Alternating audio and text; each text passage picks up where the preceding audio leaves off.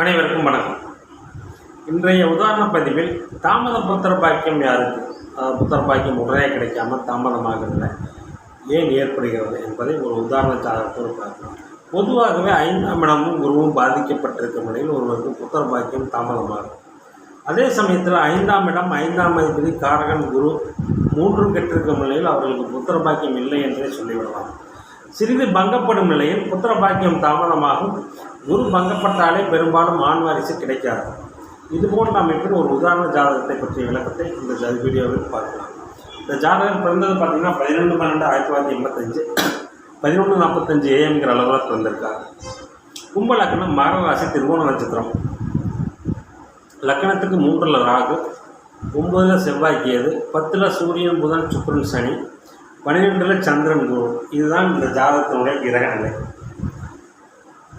இந்த ஜாதகத்தில் பார்த்தீங்கன்னா 9-10 கூடியவர்கள் பரிவர்த்தனை அடைஞ்சிருக்கார்கள். ஒரு மாதிரியான தர்ம கர்மாதிபதி யோகம் உள்ள ஒரு அமைப்பு தான். அதே சமயத்தில் குரு 12ல் மறைஞ்சாலும் சந்திர கேந்திரத்தில் இருக்கிறார். குரு பங்கப்பட்டிருக்கிறார், ஆனால் முழுவதுமாக கெடவில்லை. சரி, இந்த ஜாதகத்துக்கு பார்த்தீங்கன்னா ராகு திசை கேது புத்திரியே திருமணம் ஆச்சு. திருமணமாகி ஒரு 12 வருடங்கள் குழந்தை இல்லை. காரணம் என்ன? குரு 12ல் மறைந்து சனியின் பார்வையில் இருப்பதும், 5ஆம் அதிபதி தன் வீட்டுக்கு 6ல் மறைந்து சனியுடன் இணைவதும், ராசிக்கு 5ஆம் வீட்டை சனி செவ்வாய் 2 பேரும் பார்க்குறதும், இது போன்ற அமைப்புகளில் ஒருவருக்கு திரும்ப குழந்தை பாக்கியம் என்பது கேள்விக்குறியாகிறது. ஆனால் அதே சமயம் சந்திர கேந்திரத்தில் குரு வலுப்பெற்று குரு நீசமானாலும் நீசபங்கமாகி சனியின் பார்வையை பெற்றிருக்கிறார். ஆனால் குரு அங்கே சந்திர கேந்திரத்தில் வலுவாக இருக்கிறார். அதனால் குழந்தை பாக்கியம் உண்டு, ஆனால் தாமத குழந்தை பாக்கியம் தான். ராகு திசை முழுக்க இந்த ஜாதகத்துக்கு குழந்தை பாக்கியம் இல்லை என்று சொல்லிட்டேன். குரு திசை புதன் புத்தியில் தான் ஆரம்பத்தில் இந்த ஜாதகத்துக்கு ஒரு பெண் குழந்தை பிறந்தது. ஏன்னு கேட்டால் குரு தனது காரகத்தை தாமதப்படுத்தி தரும் நிலையில் இந்த ஜாதகத்தில் இருக்கிறார். குருவின் காரகம் என்ன? தனம், புத்திர பாக்கியம், இதுதான் மெயினாக சொல்கிறோம். மற்றபடி ஒழுக்கம், ஆன்மீகம், அந்த எக்ஸ்ட்ரா அந்த சாப்டர்லாம் வேறு. புத்திர பாக்கியத்துக்கு காரணமான கிரகம் குரு. புத்திர பாக்கியத்துக்கு காரணமான பாவகம் 5ஆம் பாவகம், 5ஆம் அதிபதி. இங்கே புதன் சனியுடன் இணைந்தாலும் தன் வீட்டை தானே புதன் சனியுடன் இணைந்தாலும் அவர் 5ஆம் வீட்டிற்கு மறைந்திருக்கார், 8ஆம் வீட்டிற்கு மறைந்திருக்கார். எனவே 2 வீட்டு பலன்களையும் செய்யும் கடமையில் புதன் இருக்கிறார். அம்சத்தில் புதன் கனியிலேயே இருக்கிறார். இந்த அமைப்பில் இந்த ஜாதகருக்கு குரு திசை புதன் புத்தியில் ஒரு பெண் குழந்தை பிறந்தது. 12 வருடங்களுக்கு இருக்குது. இந்த ஜாதகம் பார்த்தீங்கன்னா அதாவது ஏகப்பட்ட பரிகாரம் பண்ணிட்டீங்க, ஐவிக்கெல்லாம் போயிட்டு வந்துட்டால் புத்திர பாக்கியம் கிடைக்குமா கிடைக்காதான்னு கேட்டால் உங்களுக்கு குரு திசை புதன் புத்தியில் ஒரு புத்திர பாக்கியம் கிடைக்கும் என்று சொன்னேன். அதே போல் குரு திசை புதன் புத்தியில் ஆரம்பத்திலே இந்த ஜாதகத்துக்கு புத்திர பாக்கியம் கிடைத்து விட்டது. புத்திர பாக்கியம் இல்லாத நிலை என்பது வேறு, தாமத புத்திர பாக்கியம் என்பது வேறு. இரண்டுக்கும் உள்ளான வித்தியாசங்களை கண்டு கொள்ள வேண்டும். தாமத புத்திர பாக்கியம் என்பது கிரகங்கள் பங்கப்பட்டிருப்பது, அதாவது சேதப்பட்டிருப்பது. புத்திர பாக்கியமே இல்லாத நிலை என்பது அந்த புத்திர பாவங்களும் குருவும் முழுக்க கெட்டிருப்பது. சனி செவ்வாய் ராக 5ஆம் இடத்தோடு சம்பந்தப்படுவது, புத்திரகாரர்கள் குரு கெட்டிருப்பது. இது போன்ற நிலைகள் தான் ஒருவருக்கு புத்திர பாக்கியமே இல்லாத நிலை ஏற்படும். உடனே புத்திர பாக்கியம் 5ஆம் பாவம் வளர்த்திருக்கும், அது சம்பந்தப்பட்ட தசாபத்தி நடந்தாலும் கொலையானவன் அடுத்த வருஷம் குழந்தை பிறந்துடும். அதில் ஆண் குழந்தையா பெண் குழந்தையா என்பது புத்திரகாரகன் குருவனுடைய நிலை 5ஆம் பாவம் இவற்றையெல்லாம் வைத்து தான் பார்க்க வேண்டும்.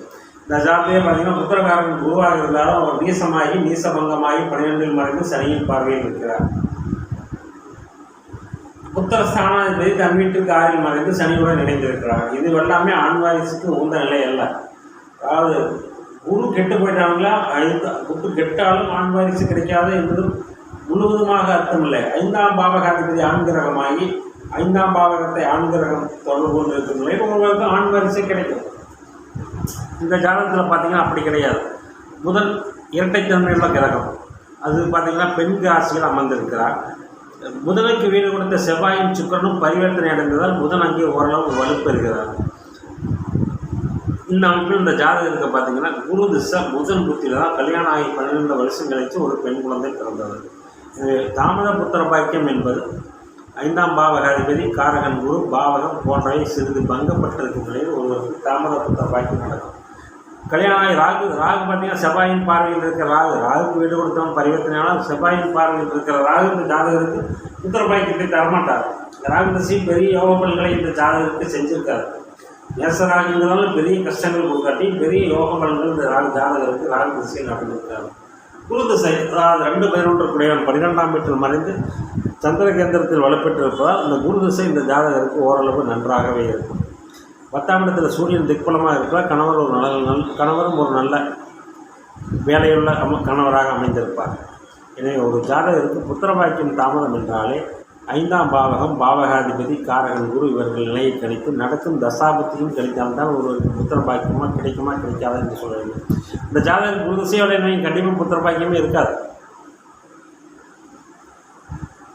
ஏன்னு கேட்டிங்கன்னா குரு தான் ஓரளவு சந்திர கேந்திரத்தில் கொஞ்சம் வலுவாக இருக்கார். அதனால தான் குரு திசை சுய புத்தி இல்லை. அடுத்து வந்த சனி புத்தி சனியும் புத்திர பாக்கியத்தை தரும் நிலையில் அடுத்து வந்த புதனே 5ஆம் அதிபதி என்பதாலும் அவர் 5ஆம் வீட்டு பலன்களை செய்ய கடமைப்பட்டவர் என்பதாலும் குரு சிறிது பங்கப்பட்டு 12ஆம் இடத்தில் இருப்பதாலும் இந்த ஜாதகருக்கு தாமதமாக 12 வருடங்கள் கழித்து குழந்தை பிறந்தது.